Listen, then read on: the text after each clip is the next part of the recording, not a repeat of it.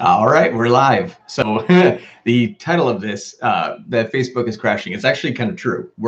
We run a good amount of Facebook ads for clients. We're phasing it out for issues like this, and one of them obviously to focus on uh, a Google Ads approach to everything that we do. Because while we do have a lot of Facebook clients, we run Facebook kind of as a courtesy. So, but what we've seen is that with a lot of our Facebook clients, the iOS 14 update or the 7-day conversion attribution when it used to be 28, or even the default attribution, there's a lot of campaigns that seem to be just kind of all of a sudden dying.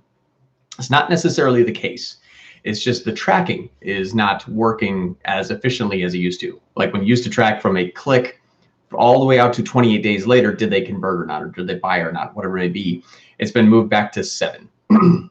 And even so, a lot of people still have it just set on 1 or even set on the default. So what's really going on? Well, your Facebook campaigns aren't necessarily just not being efficient anymore. You're just not seeing their efficiency anymore. And some of the other ways that this can be potentially damaging, though, to your campaigns without tracking as far as it needs to, is because the remarketing lists have seemed to be restricting in size. So when you used to track someone to the website from a button click in Facebook ads and be able to track them in a very nice, cohesive, robust list, that matching is not as high as it used to be. Now it varies. Some reports say we haven't seen any distillation. Some people say, pretty much all of my remarketing is now kind of going out the window or it's not performing. Or it could be that it's just the remarketing isn't being tracked as well as it used to be because of the attribution issue. What I want to make mention is that if your Facebook campaigns are looking like they're going out the window in terms of performance, just hang tight.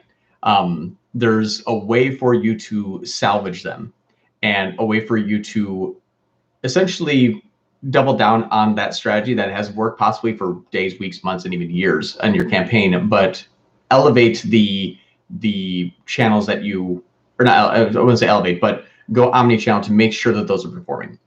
And one thing that we've seen very successful for us is if you have a Facebook ads campaign, running a high amount of remarketing on the Google Ads network supplements what you're doing on Facebook. There are some industries where, doing cold traffic campaigns inside of Google just is not very cost effective. It's more cost effective on Facebook or Instagram.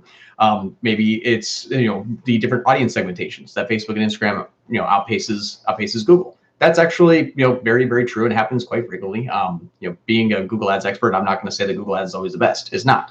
And it's not for every industry. But if you are spending a good amount of money on Facebook, running a remarketing campaign inside of Google helps double down on that investment. You can spend $5 per conversion inside of Facebook, but if your remarketing lists are dwindling or your performance, spending $5, if you spend $5 on Facebook, you should spend $1 on Google remarketing. Google reaches 90% of the population. It's massive. It's on YouTube, it's on GSP, it's on display, it's on pretty much everywhere. It goes into the ether and it can follow them for 90 days in terms of conversion tracking. So if you're spending a lot of money on Facebook and you have a lot of top of funnel traffic going to your Facebook, your landing page from Facebook, and you're running a lot of video ads, running a lot of image ads, quizzes, carousel, whatever you're doing on Facebook, and you're driving a lot of traffic to your site and you're thinking, oh no, my campaigns are no longer performing. Running Google Ads remarketing to all those people that visited the site from Facebook or Instagram can make sure that your impressions and your clicks remain high, and also remain trackable. And what we've seen is a small shift from the conversion tracking that used to happen inside of Facebook to conversion tracking that now happens inside of Google to continue testing. And I don't say this just because we're a Google Ads agency. We want to sell. Do this. You can do this yourself. But what's nice about being able to remarket on Google's ecosystem, the Google network, not just, it's not search. It's not like a remarketing list for search ads like an RLSA. This is, putting a dynamic product ad from every person that visited their website from Facebook or Instagram, or putting a brand awareness copy, or putting a video ad and from YouTube to everyone that visited the landing page from Google or Facebook, from Facebook or Instagram.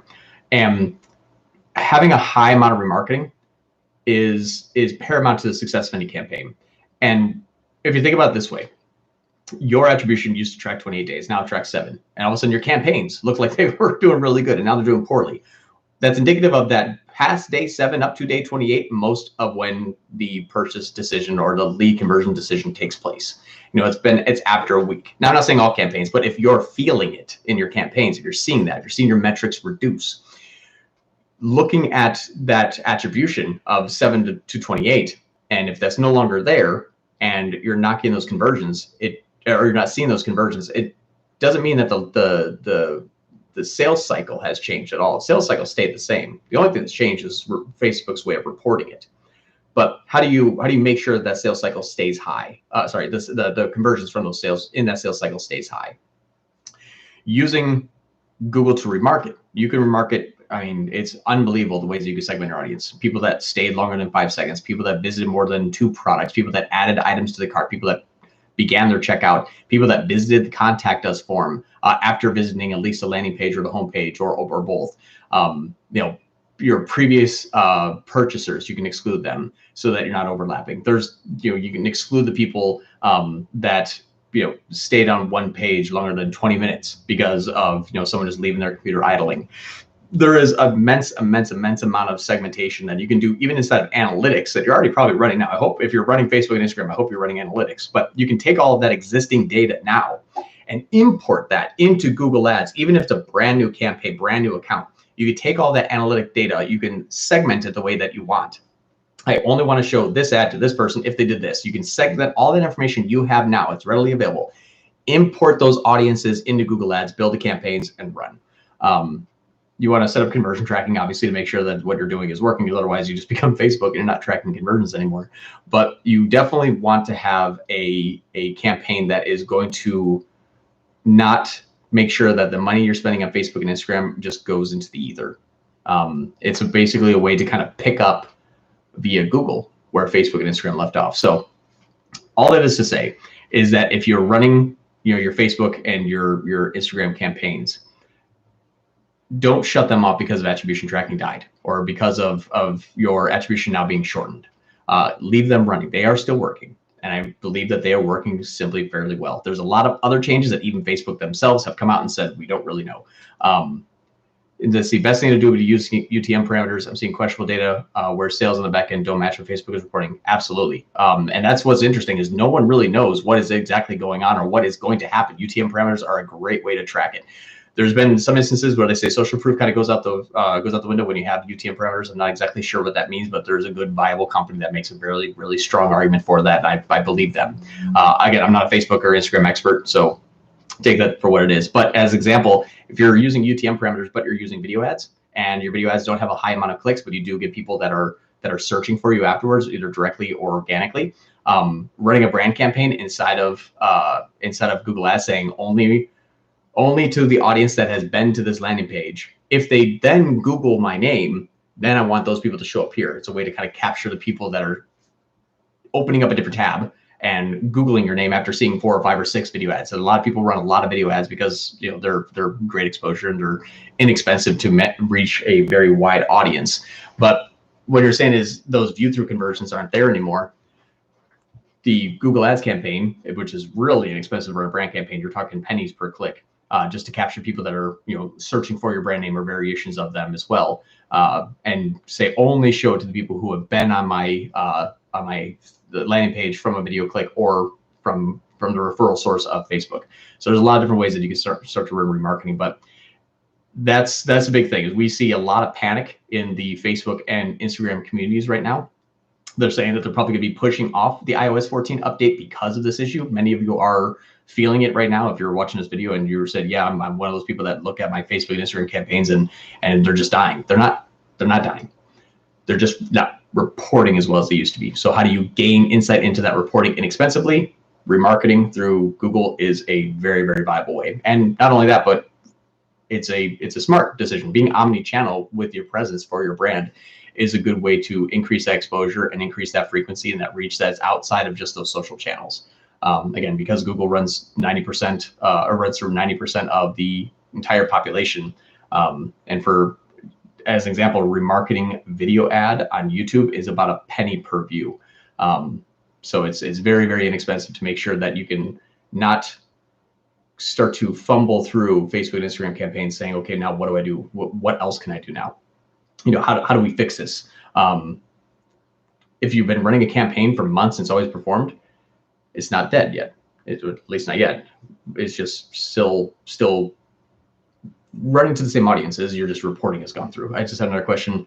Would you recommend YouTube marketing even if it's unprofitable in Google tracking? Well, Google, yes, Google is actually rolling out attribution beta, and attribution beta has video creative and path by network attribution now that shows you if someone watched a YouTube ad and then did something like converted. They're giving you the top conversion paths. You have to run YouTube ads in order to opt into it. If you're not opted into it, go into the tools and settings, go into attribution, go into top paths, and you should see the beta opt in if you're running YouTube. And then you can opt into that YouTube beta where it shows you the video creatives that ultimately led to a conversion.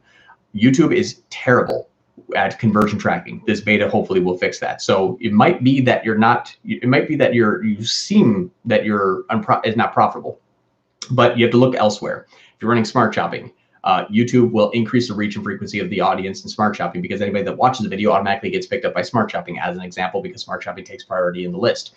Look at your direct traffic, look at your organic traffic before and after running YouTube, where you see usually 30% lifts in organic traffic because people are Googling the brand name after they see video ads 3, 4, 5 times. You will track some conversions. They won't be ROAS positive. Don't put a lot of money into it unless you can track it and grow it. Like if you can track it elsewhere, either in the beta or in analytics. But using YouTube remarketing, and then another good way of using YouTube remarketing and YouTube in search is if you have a YouTube ad running and you're getting clicks and they just don't seem profitable, run a brand campaign only to the audience who saw that ad. And so if they Google the brand name and they saw the ad, then they can come through. You'll see lifts there as well. It's something that we like to do is if you're running a YouTube ad, run the YouTube ad, but create an audience of everyone that saw that video as an ad, and then run a brand campaign and use your audience targeting, not to observation, but to targeting of the users of the video ad. And then the keyword is your brand name. This way, if someone sees that video and then Google's the brand name, they're in that audience, and then they come through that channel, and then you can track conversions. Talking about Facebook, do you think Google provides better ROI than Facebook in the long run? Absolutely, 100%. We have a 400% ROAS minimum on all of our Google Ads campaigns as a default. We usually don't work with clients that that need, or not usually don't work, but we don't usually have clients that say, hey, just make me 100% of my money back. They're pretty strict. And that's why we actually don't do Facebook and Instagram, is because one, Facebook and Instagram over reports. As an example, and here's the issue we keep running into. Google Ads will have and this is what I'm saying we're running into. If we're running Facebook and Google at the same time, Google Ads will have a campaign running. And let's say it's a search campaign. They click on the ad on the search campaign, they go to the website. Facebook remarketing kicks in and simply shows a ad past them on their feed. And then they don't even click on the ad, they don't even stop on the ad. The ad simply rolls past.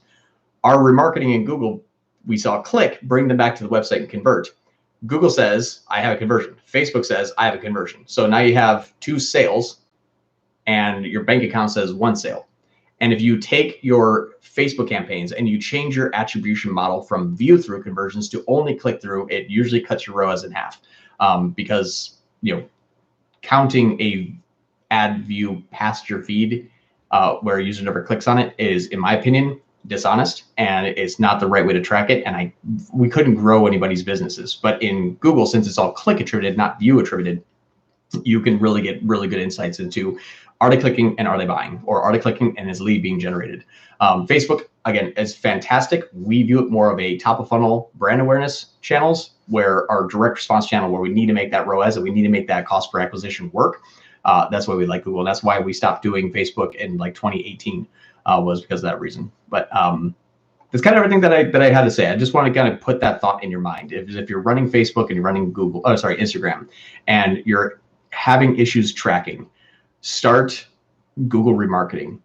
Don't give it tons of budget. I mean, even $10, $20 a day in remarketing in Google land is really cost effective. So I would say that that's something that I think that you should at least test. And I'll ask this one last question from Dennis. Thank you, Dennis. How many conversions do you recommend to use target CPA bidding strategy? At least 10 conversions per week. It used to be 20, was what we recommend. now we see 10, but make sure that they're of quality. If you're looking at lead generation, Target CPA does really good at getting inexpensive and very controlled leads, but with inexpensive leads does sometimes, most often, have low quality leads. So if you're looking for quality and you're looking for frequency, we still like manual, usually because you can, say this is a really good keyword, I'll pay more for this, like kind of a top of funnel, middle of the funnel, I'll pay less for this. Target CPA will sometimes take, middle of the funnel that is kind of irrelevant. And if there's conversions, depending on how you're tracking it, quality can suffer with Target CPA. So manual, great for quality. Target CPA, great for volume. Over 10 a week on average, and have at least 2 to 3 months worth of data before you use Target CPA. Don't just say like, hey, maybe a threshold, turn it on. But I would say that that's something that that you want to do. Tomorrow I'm going to go live again and sort of like an Ask Me Anything. So yeah, if you want to tune back in tomorrow, and we'll kind of go through just a random set of questions. But I really appreciate everyone. Thank you so much. Bye.